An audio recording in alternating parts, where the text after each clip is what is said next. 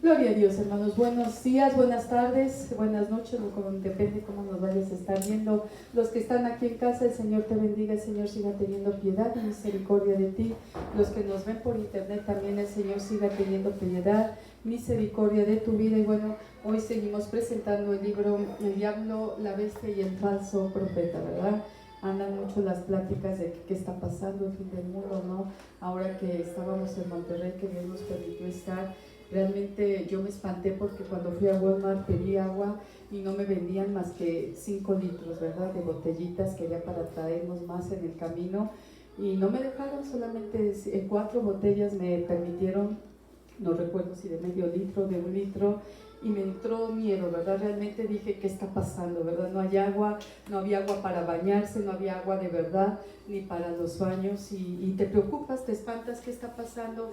¿Quieres saber si ya son los tiempos finales? Léete este libro, aquí viene todo, conclusión y una buena reflexión.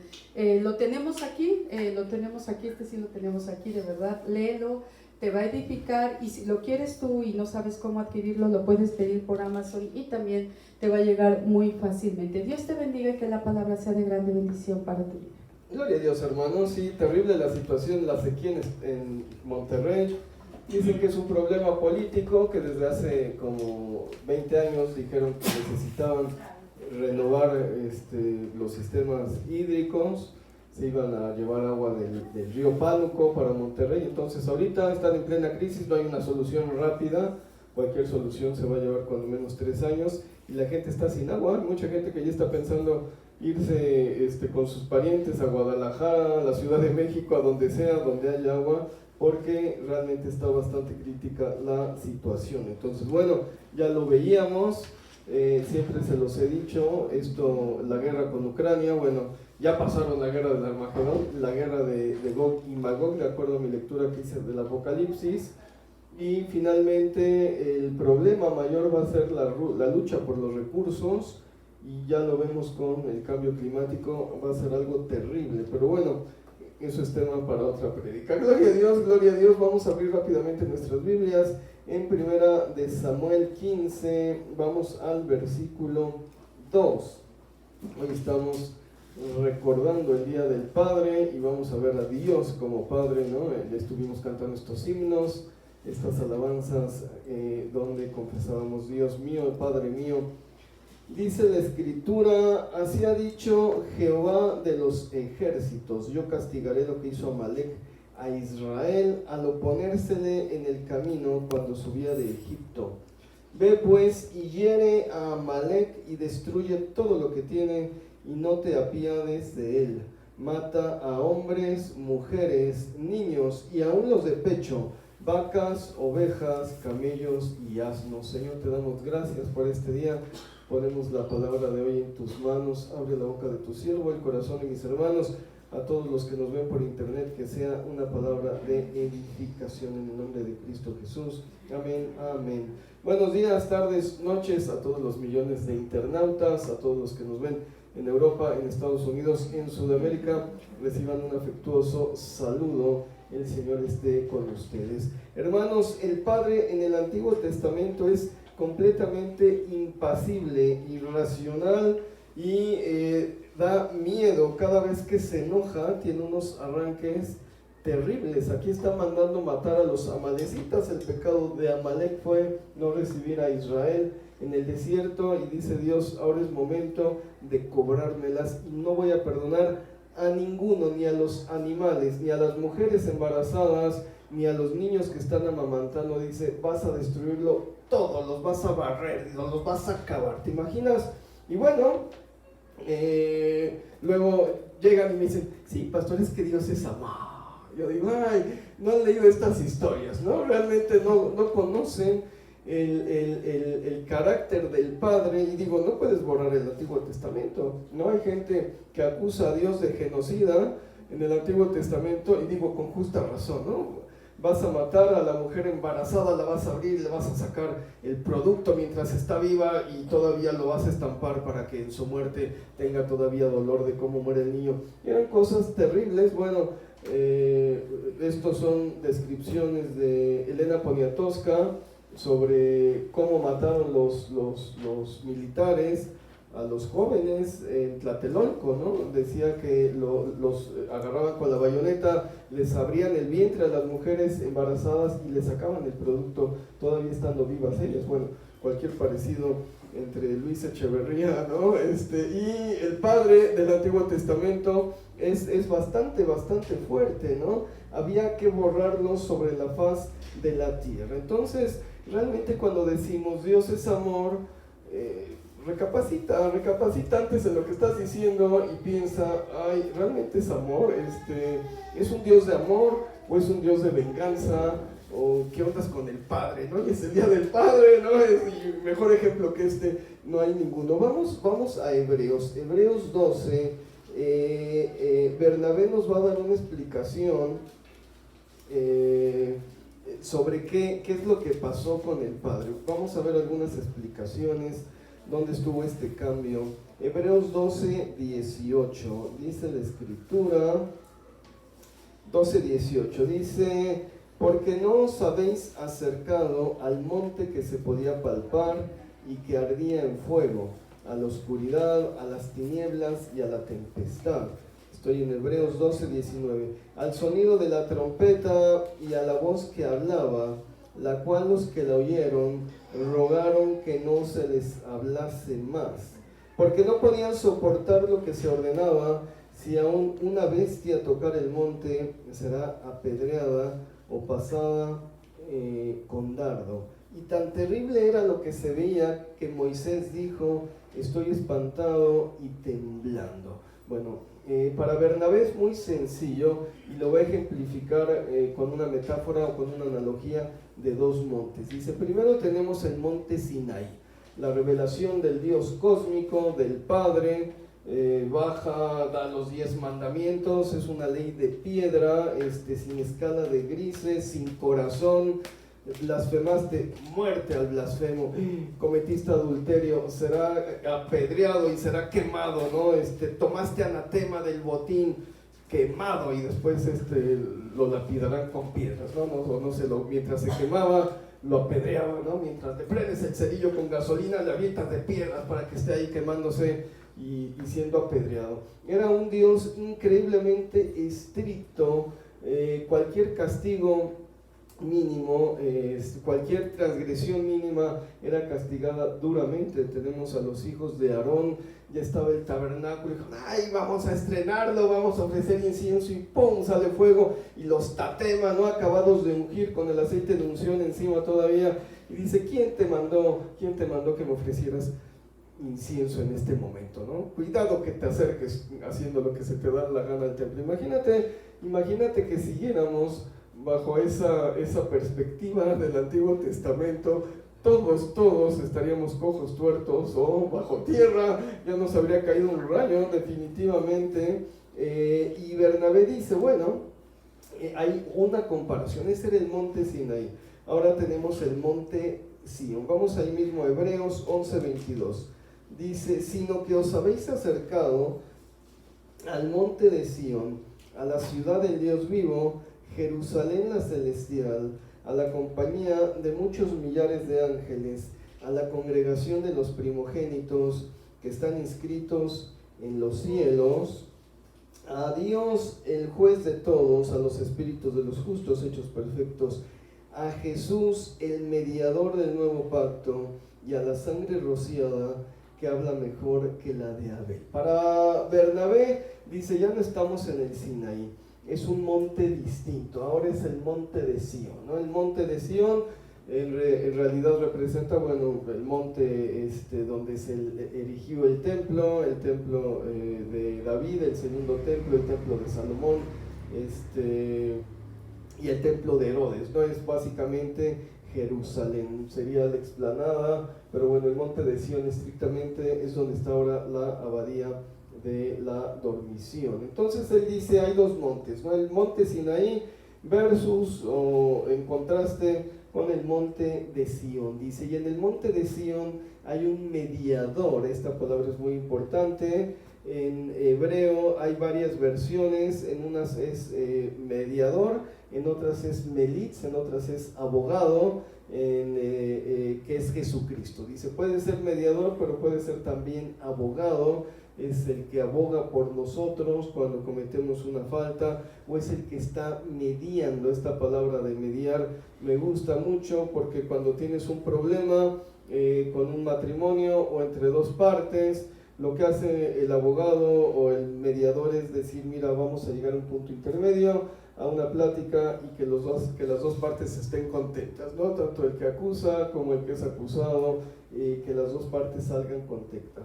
Y dice, esa mediación la hizo mediante el nuevo pacto, y este pacto está en la sangre de Cristo que derramó en la cruz, ¿no? Entonces, bueno, vamos a Primera de Juan 4:8. Primera de Juan 4:8.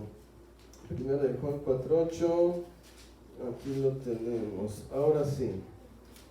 Después del punto, dice, Dios es amor. ¿No? Textual, ¿no? Bueno, para Juan, Dios era amor. Y aquí vamos a ver esta transformación. Decíamos, bueno, del Dios del Antiguo Testamento, que asesina a mujeres, a niños y animales y a todo lo que hay, al Dios del Nuevo Testamento, que de pronto Juan te dice, sí, Dios es amor, ¿no? Y te llegan acá los hippies, los homosexuales. Yo no creo que Dios me condene porque Dios es amor y Dios me ama. Bueno, son ideas modernas, ¿no? Para el judaísmo medieval, Dios es dinámico. Esto quiere decir que va cambiando, se va transformando. Hay un versículo oscuro en Isaías donde dice, Dios está orando en su santo templo, y entonces se preguntaban los judíos sefaradíes, se preguntaban, ¿y qué está orando? ¿No? Bueno, dice que mi atributo de misericordia sea mayor que mi atributo de ira. Es decir, que cuando me estoy enojando, de pronto entre más la piedad y la misericordia. Hay toda una historia talmúdica de este rabino que tuvo una revelación en el templo, y le dijo Dios, Shemuel, hijo Bar Yishayu, no sé quién, dice, bendíceme, y este hombre en vez de bendecir a Dios dijo, me aprovecho ahorita para pedirle a Dios, y lo primero que le pide es, Señor, que tu misericordia sea mayor que tu ira o que tu enojo, que tu piedad sobrepase tu ira, ¿no? Entonces dice el judaísmo medieval, Dios se va transformando, ¿no? Tenía un carácter impasible, pero a través de la oración, él mismo ora que te sea más piadoso, sufrió un cambio, y tenemos ya al Dios en el Nuevo Testamento, que es todo amor. Decimos, ay, sí, Dios es amor, ¿no? Pero bueno, de aquí surge la filosofía del idealismo hegeliano. Para Hegel, Dios se está conociendo, no se ha acabado de conocer, y entonces dice, ¿quién soy? Y utiliza a la creación para conocerse, como para reflejarse, y dice, pues yo soy esto, no, pues también soy hambre, también soy amor, también soy esto otro, y finalmente opta por lo que le gusta, ¿no? Como dice la creación, y vio Dios que era bueno, entonces dijo, no, pues me gustó más la luz que la oscuridad, y se va transformando su carácter. Pero bueno, tenemos un problema en el cristianismo. Hebreos 13:8 dice que Jesucristo es el mismo ayer, hoy y siempre. Yo creo que es un versículo que lo tenemos muy presente para las promesas de Dios. Cuando dicen Dios te va a cumplir, tú crees que Jesucristo es el mismo, ayer, hoy y siempre, sus promesas te las va a seguir cumpliendo. Y si Jesucristo es Dios, Jesucristo es el Padre, entonces Dios es estático y no cambia, ¿no? Sigue siendo el mismo Dios. ¿Cuál es la realidad de esta transformación? Quiero dejar la pregunta pendiente, ahorita la vamos a contestar en este sermón, no crean que en otro sermón la veremos, ¿no? En este mismo sermón. Pero vamos a enfocarnos en que Dios Padre, que tiene un carácter horrible y espantoso, es el mismo Jesucristo, ¿no? Causa mucho a veces problema. Digo, le oro al Padre, le oro al Hijo o le oro al Espíritu Santo, ¿no? Hay quienes dicen, por ejemplo, Benny Hinn dice, hay que empezar orándole al Espíritu Santo, y el Espíritu Santo te va a llevar inmediatamente a darle alabanzas al Hijo, y al Padre, ¿no? Pero finalmente dices, bueno, si es el mismo o son dos, o a quién le oro, o qué es lo que está pasando. Jesucristo también tiene un carácter fuerte. Cuando dicen es que Jesucristo era todo amor, no, se agarró a reatazos a los vendedores en el mercado y hizo un atado de cuerdas, o sea que no nada más les pegó quedito y les volcó las mesas, ¿sí me explico? No fue algo así que dijeras, ay, qué tierno, se las volcó y se los agarró a reatazos, ¡órale! ¡Pau! No, así que cuando tú dices, ay, Cristo era todo amor y te lo pasan bien sonriente, oh sí, quiero, sé sano, ay, no, pues tampoco, tenía un carácter fuerte. A los fariseos les hablaba, les decía, hipócrita, serpiente, sepulcro blanqueado. Y digo, cualquier pastor que les hable así, yo creo que salen de la iglesia, no estamos acostumbrados a ese tipo de prédicas. Tiene un carácter fuerte, pero demuestra su amor en la cruz.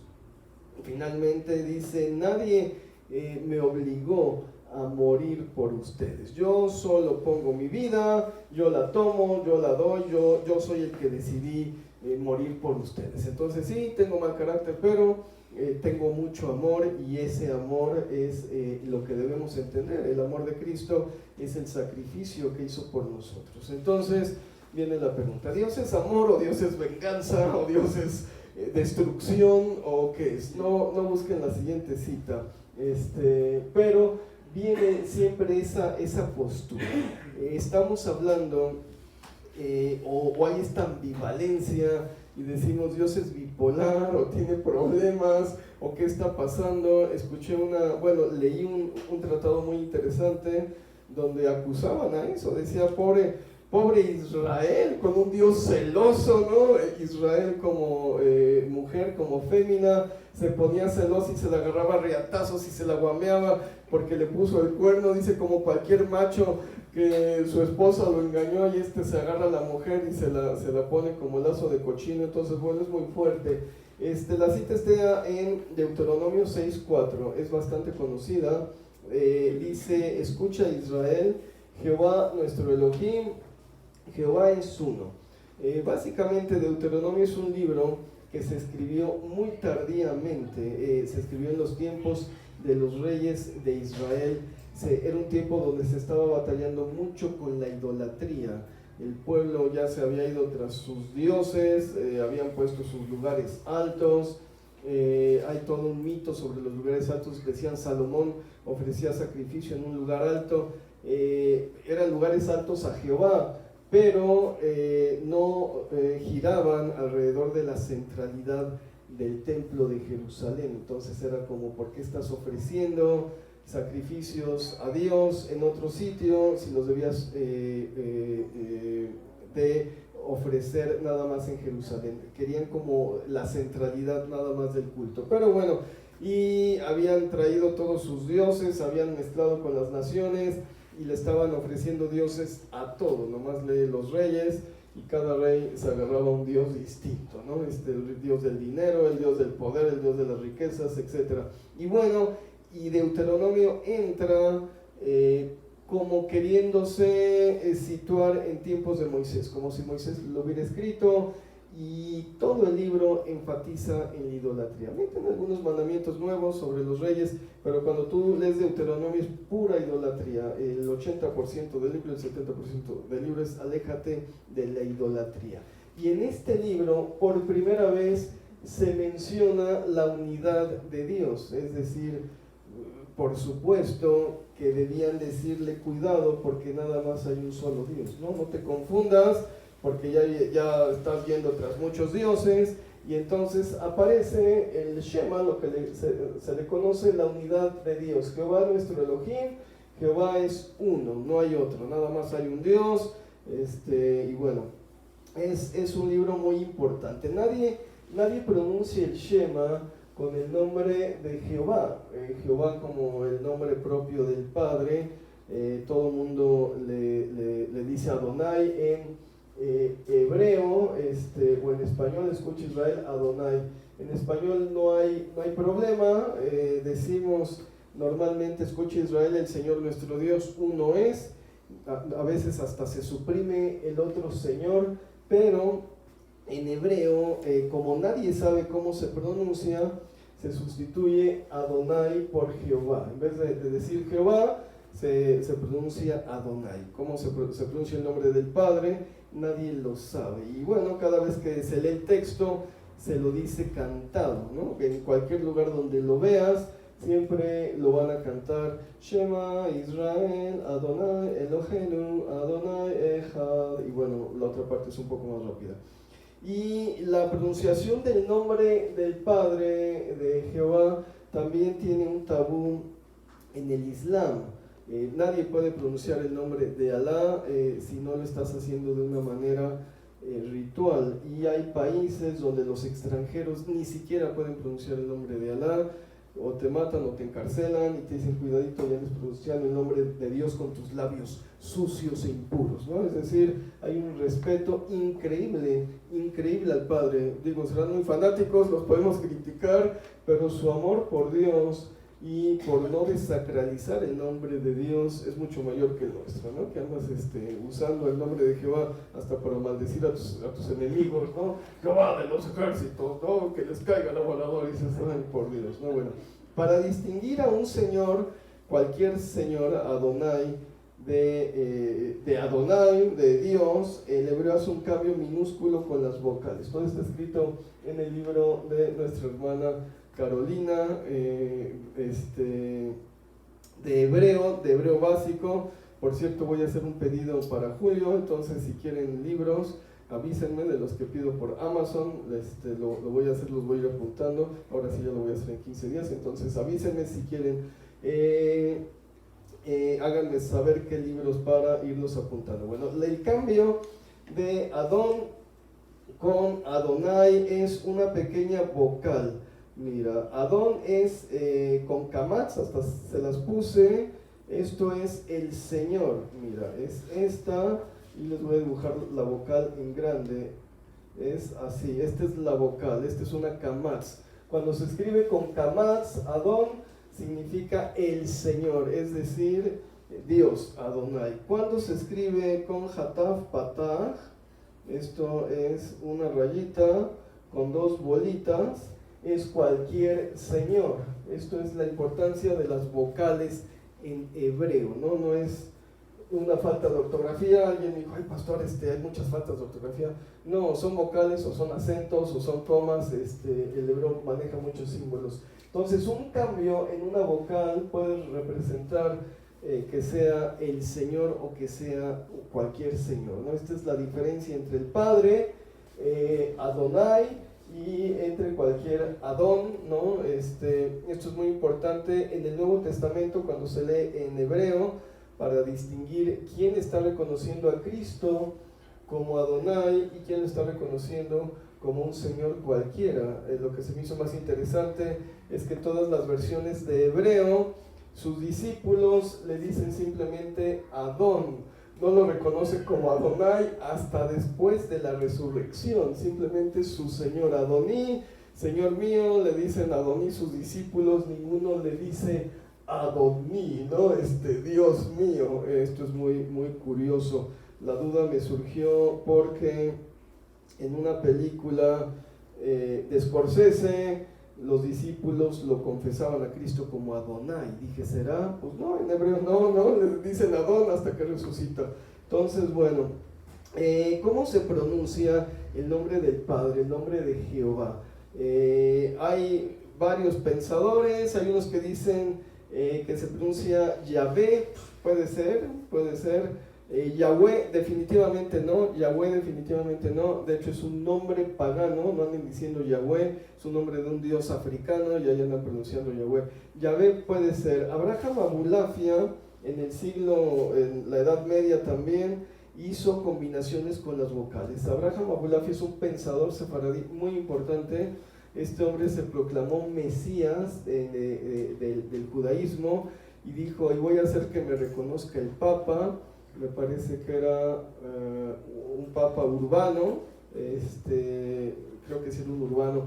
Urbano I, Urbano II, y este hombre fue a hacer la cita y a decirle al Papa: quiero que me reconozcas como Mesías. Todo el mundo dijeron: te van a quemar en leña verde, estás pero loco, ¿no? El catolicismo en esta época era terrible, y estando en la antesala para que lo recibiera el Papa, se murió el Papa, ¿no? Le dio un infarto, algo le pasó, se murió, y esto causó mucha controversia. Dijeron: wow, ¿no? Dios mató al Papa antes de que negara a Abulafia como Mesías, porque obviamente lo iba a negar. Entonces se le creó muchísima fama. Fue un pensador muy muy importante, totalmente contrario a las ideas del judaísmo de hoy en día, que son de Maimónides, de Yosef ben Maimón.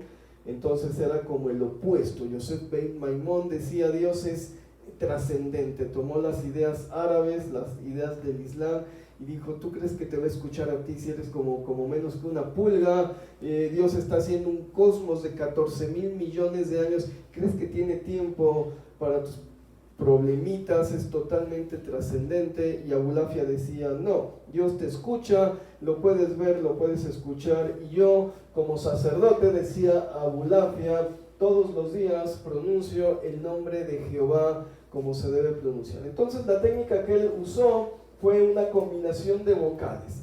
Dice: son 4 consonantes, si mezclo todas las vocales, ¿no? Hago una combinación. En algún momento tengo que pronunciar el nombre de Jehová como se debía pronunciar, ¿no? Quién sabe en qué momento, quién sabe cuál sea, pero en algún momento se debía pronunciar. Él decía que hacer toda la combinación de las vocales le llevaba unas 2 horas y media. Entonces era una oración para él, y decía: y en ese momento estoy entrando en el santuario y estoy pronunciando el nombre de Jehová. Entonces empezaba: Yahavá, Yahavé, Yahaví, Yahavó, Yahavú, Yahevá, Yaheví, Yahevó, Yahevú, Yahevó, Yaheví, Yahevú, Yehavá, Yehavé, Yehaví, Yehavó, Yehavú. Bueno, para los que quieran hacerlo, ¿no? Pónganse a hacer sus combinaciones, lo leen todos los días, y en algún momento van a pronunciar el nombre del Padre. Imagínense, en el lugar santísimo. Decía Abraham Abulafia: tengan mucho cuidado, porque si no están en santidad, en vez de ser de bendición, va a ser de maldición para ustedes. Ahorita ya está me mareé con pronunciar los nombres de Jehová así, o sea que sí hay cierta unción, ¿no? Entonces, bueno, en cuanto al nombre del Padre, ahora sí es momento de retomar la pregunta que dejamos pendientes. Dijimos: si el Padre y Cristo son uno mismo, ¿por qué el cambio tan radical en el carácter? Y más aún, ¿qué es la unidad de Dios, ¿no? El Shema Israel, ¿no? Decimos Adonai, el Señor uno es. ¿Qué es la unidad de Dios? ¿Qué significa que Dios sea uno? Vamos ahí a Juan 10:30. Juan 10:30, déjame ver si es la cita, sí. Juan 10:30,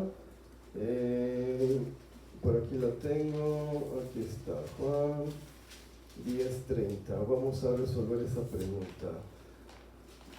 Aquí está, Juan 10:30. Dice: yo y el Padre uno somos.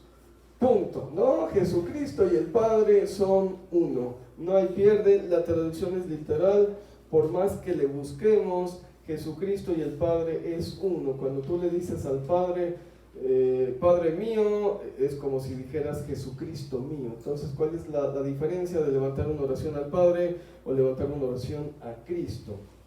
Cuando tomamos nosotros el curso de violencia intrafamiliar en el DIF, la terapeuta nos dijo: mira, tu carácter no va a cambiar, ¿no? Tú eres una persona enojona y explosiva, así te vas a quedar de por vida, ¿no? Digo, puedes ir con un psicólogo, años, ¿no? De psicoanálisis, de la Gestalt, y a lo mejor ahí hay un cambio en tu mal carácter, pero lo más probable es que no, ¿no? Entonces, lo que sí puedes cambiar es la forma en cómo expresas tu enojo, ¿no? Y eso es lo que te vamos a enseñar aquí, unas técnicas de asertividad. Entonces, la situación me pareció muy interesante, porque te decían: así eres, pues así, acéptate, ámate, ¿no? Así naciste, es parte de tu personalidad. Lo que sí vas a cambiar es la forma en cómo expresas tu enojo, ¿no? En vez de ponerte como chango engorilado y gritar, vas a hablar decentemente como lo hacen los norteamericanos, y vas a decir: sí, mi amor, no estoy de acuerdo. en lo que me estás diciendo, y tú por dentro estás bien enojado. Pero ya logré control y pude expresarme de forma asertiva. Entonces, bueno, eso era parte de la personalidad. Y me parece que es una forma de entender el cambio de carácter de Dios Padre, ¿no? Dios Padre sigue siendo el homicida, genocida y enojón, ¿no? Que transgrede, pero respira. Y dice, hay un mediador. Ve la sangre de Cristo, ve a Cristo, y Cristo es esa asertividad para el cambio de carácter, y dice, amor, ¿no? Confiesa el nombre de Cristo, viene entonces mi amor, viene mi bendición y viene mi perdón. Es como una analogía para entender este cambio de carácter. Entonces podríamos darle la razón al judaísmo, es dinámico por medio de Cristo. Jesucristo le da ese dinamismo, pero sigue siendo estático porque no cambió, sigue siendo el mismo Dios de destrucción. Esto es muy importante para que reflexionemos todos aquellos que no creen en Cristo. Dios no se va a tocar el corazón para enviarlos al infierno, ¿no? Aquí mató un montón de gente inocente, niños de pecho, y dijo, me vale que estén en el vientre. ¿Qué hicieron esos niños? Los vas a destruir a todos, ¿no? Pero están los otros, el mediador. Mis amados, ¿no? Los que han creído en Cristo, los que son salvos por su sangre, estos sí se vienen conmigo, ¿no? Y esos van al infierno. ¿Sí me explico? Es bastante fuerte, pero es una forma como simbólica o metafórica de entender que Dios es dinámico y estático al mismo tiempo. Yo creo que sí es dinámico el Señor, pero la palabra no puede ser contradicha. Entonces, bueno, esto nos puede dar una explicación. Vamos ahí mismo a Juan 17, 21. Juan 17, 21 dice la Escritura, para que todos sean uno, como tú, oh Padre. Bueno, desde el 20, dice, mas no ruego, es la oración que hace Cristo, se le conoce como la oración sacerdotal. No sé por qué la oración sacerdotal, pero dice, mas no ruego solamente por estos, sino también por los que han de creer en mí, por la palabra de ellos, para que todos sean uno, como tú, oh Padre, en mí y yo en ti, que también ellos sean uno en nosotros, para que el mundo crea que tú me enviaste. Y bueno, esto es increíblemente complejo. ¿Cómo yo voy a ser uno en Cristo? ¿O cómo nosotros todos vamos a ser uno en Dios? Entonces, bueno, básicamente podemos entenderlo un poco con base a la Santa Cena o al rito que hacemos. En todas las culturas antiguas, comer la sangre del Dios era participar en su carácter divino, era convertirse en Dios mismo. Hay una historia de cómo se da la guerra entre los tenochcas y los azcapotzalcas o los chapultepecas, creo que son los azcapotzalcas. Bueno, le piden a la hija del señor de Azcapotzalco para hacerla una diosa, y entonces los azcapotzalcas bien contentos, o los chapultepecas bien contentos, y dicen, ¡ay! Estos incivilizados están viendo en mi hija una diosa, ¿no? Pues se las voy a dar a la más hermosa para que sea su diosa y la estén venerando como diosa. Y entonces los invitan, los tenochcas, los invitan los mexicas a la dedicación de la diosa, y el papá la ve de lejos y la ve medio rara, dice, ay no, pues sí es ella, ¿no? Y ya es una diosa. Sí, era la diosa Nuestra Señora la Desollada. La mataron a la pobre muchacha, se la comieron, ¿no? Y la vistieron al sacerdote con la piel de la mujer. Entonces cuando la vio de lejos, dijo, es mi hija, pues tenía la cara de la hija, imagínate, se pusieron la piel encima, y así empezó la batalla. Gracias a eso se ganó. Los mexicas le ganaron a los azcapotzalcas y se convirtieron en los grandes señores del Valle de México por la desollada, ¿no? Es una historia bastante fuerte, pero se la comieron, el sacerdote se la comió para convertirse él mismo en Dios. Y en todas las culturas antiguas esto hacían, se comían la carne del Dios y participaban con la divinidad, es decir, se volvía uno con la divinidad. Esto lo tiene muy claro el catolicismo, lo llaman el milagro de la transubstanciación. Es la transformación de la hostia, sería del pan, en el cuerpo de Cristo. Para el católico, en algún momento y algunas personas increíblemente seleccionadas, el pan en el momento en que se lo están comiendo se va a convertir en carne, ¿no? Hay hasta testimonios de algunos sacerdotes que estaba comiendo y se sacó la carne de la boca, o de otra gente que está tomando el vino y el vino se convirtió en sangre real, entonces le llaman la transubstanciación. El cristianismo los tacha de antropófagos, ¿no? Esos sus ritos antropófagos católicos, no, Pablo dice que sea en memoria de Cristo y nosotros lo hacemos en memoria de Cristo, pero en el fondo la teología católica no es tan incorrecta. En el fondo realmente estamos participando de la naturaleza divina de Cristo, de Dios, por medio de la Santa Cena. Digo, si es simbólico o es la transubstanciación, el milagro católico, no importa, lo que realmente importa es que estamos nosotros siendo partícipes de esa naturaleza mediante la Santa Cena. Entonces, bueno, y de aquí se deriva la otra gran pregunta: si Dios Padre y Dios Hijo y Dios Espíritu Santo son la misma persona, ¿cómo entendemos la Trinidad, la triunidad o la unidad, ¿no? Pero son debates. No diga Trinidad, idólatra, Dios es uno, no puede ser tres. Bueno, entonces triunidad, tampoco Dios es uno. Bueno, entonces la unidad de Dios, ¿no? Entonces, y la gente se confunde. Básicamente tenemos varias analogías.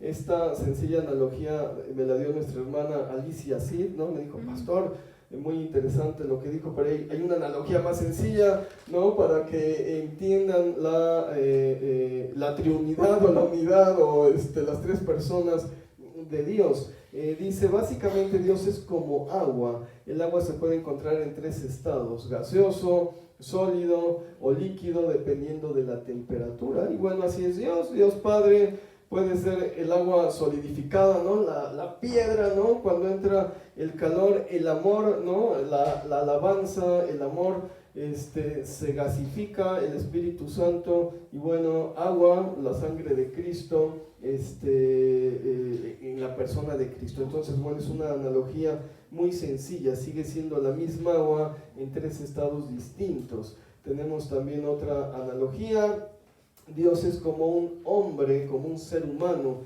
Tenemos cuerpo, es nuestro recubrimiento carnal, tenemos un alma, que es nuestra conciencia de nosotros mismos, y tenemos un espíritu, que es el vínculo con Dios. En hebreo se añade todavía una palabra más, neshama. Esto sería como el ánima, es como lo que nos anima, lo que te levanta, la fuerza vital. Hay estudios médicos que cuando el hombre fallece pierde 33 gramos o 23 gramos, ¿no? Y los pesaban ahí, y en cuanto expiraban salían los 23 gramos, y daban una explicación científica, que podía ser el aire o los fluidos que se evaporaban, pero siempre era el mismo peso. Entonces podría ser la neshama, es lo que te levanta todos los días, lo que te impulsa. Vamos a tener, decimos, el ruach, esto es el espíritu es lo que se conecta con Dios. Dice, esto vuelve a Dios inmediatamente, no tienes contacto, no te pertenece, pero es por donde entra el vínculo. Si alguien dice, bueno, ¿cómo me conecto con Dios? Sería por medio del espíritu, de nuestro espíritu. Tenemos nuestra nefesh, la nefesh sería el alma, que básicamente, bueno, es la conciencia de nosotros mismos. La pregunta del millón es si vamos a conservar nuestra conciencia en el más allá, en el mundo venidero, si voy a recordar que fui Lauro o no. Hay testimonios de pastores que dicen, bueno, que han ido al cielo, y que está el apóstol Pablo con sus cicatrices, ¿no? Y son como galardones, ¿no? Así que se le ven, digo, ya no le sangra, ¿no? Si le cortaron la cabeza, se le ve la línea, y se acuerdan de lo que hicieron porque es como un galardón, bueno, quién sabe. Y finalmente tenemos la basar, que sería la carne, es nuestra carne. Entonces, bueno, para el judaísmo nosotros estamos conformados por cuatro partes. Dirían, pues Dios también va a tener otras cosas distintas. Lo único que no tendría Dios sería Neshama, no necesita ánima, su mismo espíritu es el que insufla aliento de vida. Entonces, bueno, y hay otra analogía, Dios en el tiempo, esto lo planteo en mi libro Singularitate, creo que en el de la bestia, no, en el de Singularitate. Dios es omnipresente, esto quiere decir que es un ser de 5 dimensiones, atraviesa el tiempo y el espacio. Nosotros no podemos hacerlo porque vivimos en un mundo de 4 dimensiones. Para nosotros el tiempo es lineal, siempre va hacia adelante, nadie sabe por qué, ¿no? Si se rompe un vaso, pues se astilla y no ocurre lo contrario, ¿no? En un mundo, en un universo que girara para atrás, el vaso, en vez de astillarse, volvería a su forma normal. Nadie sabe por qué, dicen, el universo hace el mismo esfuerzo en ir hacia adelante que en ir hacia atrás. Es la misma ecuación, o sea que por algún azar del destino vamos hacia adelante y no vamos hacia atrás. Entonces, bueno, esto dicen los astrofísicos. Y Dios está en el pasado, en el presente y en el futuro, pero su manifestación temporal es distinta. Entonces, en el pasado se manifestó como Dios Padre, en el año 0 como Jesucristo, como persona, y del año 0 a la fecha como espíritu. Entonces es el mismo Dios en una manifestación temporal distinta. Como tiene el tiempo ahí, dice, ahora me voy a manifestar así, ahora me manifiesto así y ahora me manifiesto de esta forma. Y sigue siendo el mismo Dios en una manifestación temporal distinta, para los que les gustan las explicaciones científicas. Vamos a orar la oración del Shema, ya que es Día del Padre, ¿no?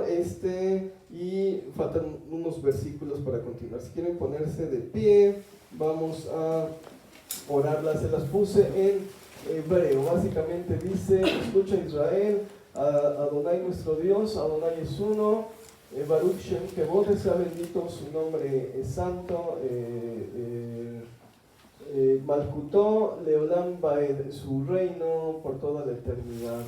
Ve ajarta el Yehová Eloheja, Bekol levabeja, y amarás al Señor tu Dios con todo tu corazón, Bejol nafsheja, con toda tu alma, Ubejol meodeja, y con todo lo que tú tienes. Entonces vamos a orarlo. Lo primero va cantado y lo demás va leído. Entonces a la de 3, ¿listos? 1, 2, 3. Shema Israel, Adonai Eloheinu, Adonai Echad, Baruch Shekevod Malkuto Leolam Baed, Be'acharta et Adonai Elohecha Bechol levabecha ubechol nafshecha ubechol meodecha. Amén. Cuánta unción, ¿verdad? Vamos a sentarnos, vamos ahí mismo a Juan 17:21. Juan 17:21, lo habíamos dejado pendiente, ¿dónde está? Dice, para que todos sean uno, como tú, oh Padre, en mí y yo en ti, que también ellos sean uno en nosotros, para que el mundo crea que tú me enviaste. Veamos este versículo con mayor profundidad. Ser uno con el Padre y con el Hijo. Ya dijimos, bueno, la Santa Cena, pero ¿cómo lo logramos? ¿Cómo yo soy uno con ustedes? Y yo lo interpreto como la unidad de la Iglesia, en el respeto y en el amor hacia los demás, en la solidaridad unos a otros en los tiempos difíciles. Realmente estoy muy orgulloso de mi iglesia en los tiempos de COVID, en los tiempos más duros. Nadie nos abandonó. Hubo muchos pastores que se quejaron amargamente que la iglesia simplemente les dio la espalda y se dispersó el rebaño, y siguen ahora batallando como para volver a juntar a los miembros. Aquí no sucedió eso, gracias a Dios. El Señor les bendiga a todos. Yo siento que esto es parte de esa unidad, de estar en un mismo espíritu, en un mismo corazón, en una misma mentalidad, en una misma oración y en una misma unidad de Dios. A todos los que nos apoyaron. La cita está en Juan 6:55 y es bastante textual, es donde se apoya el catolicismo. Juan 6:5, perdón. No, ¿qué cita les había dicho? Juan 6:55. Ah, sí, Juan 6:55. Dice, porque mi carne es verdadera comida y mi sangre es verdadera bebida. Ahora, Pablo dice, hacemos esto en memoria de Cristo. Nunca enfatizó, nos estamos comiendo o está habiendo este milagro. Entonces hay que mediar. ¿Cómo nos comemos su carne? Yo pienso que es del mismo modo que mantuvimos la unidad en la iglesia, manteniendo esa misma unidad con Dios, permaneciendo fieles a pesar de las pruebas. Normalmente tendemos a enojarnos con Dios, darle la espalda, ¿no? Hacerle manita de puerco. Es una muy mala enseñanza católica. Los católicos voltean al santo de cabeza. Yo decía, ¿por qué lo voltean de cabeza? Y me decía, para que se siente incómodo, ¿no? Entonces se siente incómodo, y si no me das mi milagro te voy a tener de cabeza como castigado, te volteo o te pongo debajo de la cama hasta que me hagas mi milagro, y entonces ya te sigo orando. Era una como forma de castigo. Y yo pienso que es lo mismo que hacemos muchos cristianos. Nos enojamos con Dios y lo queremos voltear de cabeza, ¿no? Como para torcerle la mano a ver si con el berrinche nos hace caso. Y bueno, para nosotros comernos la carne de Cristo es simbólico. Digo, para el catolicismo es textual, para nosotros es simbólico, pero la forma de permanecer en Dios es mantener nuestra fe en los momentos de dificultad, ¿no? Ahora que la cosa se está poniendo fea en Monterrey, cuando la cosa se ponga fea aquí o se ponga fea en todas partes y no tengamos a dónde ir, ¿vas a seguir manteniendo esa fe en Dios o vas a renegar o te vas a apartar del camino? Lo que es real es el amor que debe existir entre nosotros mismos. No sabes cómo celebrar el Día del Padre a Dios, cómo decirle, Señor, ¿cómo te celebro tu día? ¿Te compro un pastel o qué? Amando a tu prójimo, amando a tu prójimo. Si Dios te amó a ti, Él espera que haga lo mismo, que tú hagas lo mismo por los demás.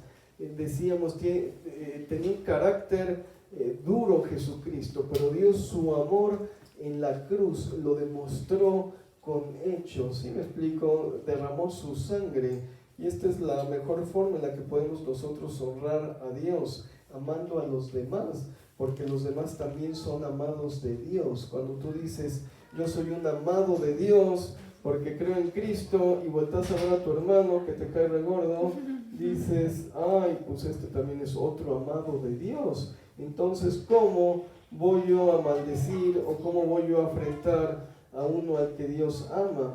Es tanto como si alguien me afrentara a mí, que soy amado de Dios, y a veces hasta decimos, y cuidado y se metan con el amado de Dios, ¿no? Pues cuidado y te metas con el amado de Dios que está sentado junto a ti, porque a todos nos ha amado y a todos nos redimió y a todos nos salvó con su sangre preciosa.